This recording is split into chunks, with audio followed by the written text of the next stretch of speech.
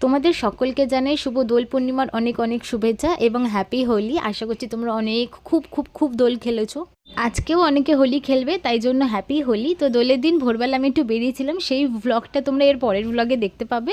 আর দোলের দিন ওখান থেকে ফিরে আমি স্নান করে প্রথমে ঠাকুরকে পুজো দিয়েছিলাম, অ্যান্ড দেন একটা হোয়াইট কুর্তি পরে বেরিয়ে পড়েছি, কারণ হোলির কিছু অ্যাস্থেটিক ছবি আমি তুলবো ভেবেছিলাম। তো সুমন আমাকে ওটাই তুলে দিচ্ছিল, অ্যান্ড দেন তারপর আস্তে আস্তে সবাই বাইরে আসছিল আর সবাইকে কালার লাগাচ্ছিলাম, বেশ মজা লাগছিল কিন্তু। আর আমার বাবার ভুঁড়িটা যেহেতু বড়, তাই সবাই বাবার ভুঁড়িতেই রং দিচ্ছিল।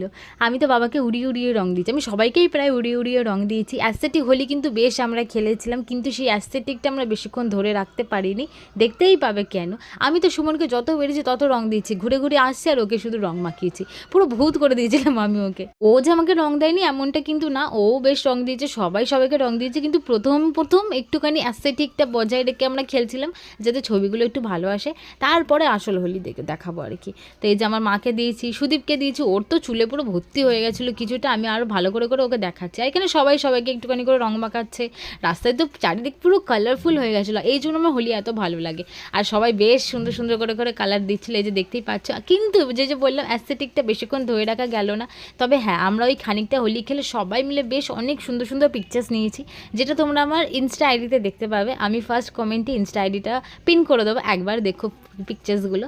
অ্যান্ড দেন বেরিয়ে পড়েছিলাম দিদার বাড়ি যাওয়ার জন্য। আর এখানে মামা মামি সবাই এসছে রং দেওয়ার জন্য, এই যে রকি দাঁড়িয়ে আছে, মামাকেও দিয়েছি অনেকটা রং, তারপরে মামিকেও দিয়েছি অনেকটা রং। আর সবার এক একজন করে সবার মুখটা একবার দেখো, এর থেকে আরও খারাপ অবস্থা হয়েছে আর একটু পরে। এই যে সবাই এক রাউন্ড করে সবাইকে দেখে নাও। তবে আমরা কিন্তু শুধু আবিরেরই হোলি খেলেছি, রং আমরা খুব একটা খেলিনি।